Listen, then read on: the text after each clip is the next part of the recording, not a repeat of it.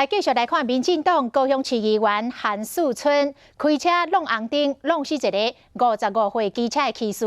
死者的亲友伫面册质疑议员利用权力暗砍犯罪事实。这个死者兄哥是来澄清讲，议员有打电话来关心，嘛有来念香。也毋过做一个议员，竟然安尼歹带头，嘛已经妨用过失致死罪函上法办。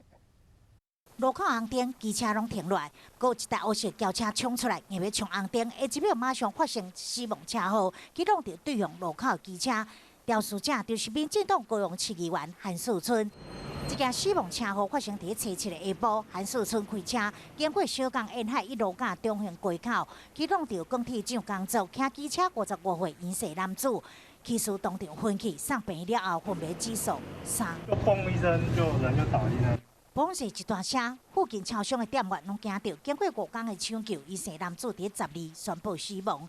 但是事后的处置，让其他的亲友真不满，并且点名这个议员用权力暗砍犯罪事实。不过死者的兄哥回应，韩树春伫车祸过了后，甲家属联络，死亡消息传出了后，嘛前往灵堂致意。有，他是有打电话关心，他有打电话说进度怎么样？那既然发生了，我们想跟家属就诚心、坦然的面对，来协助家属善后。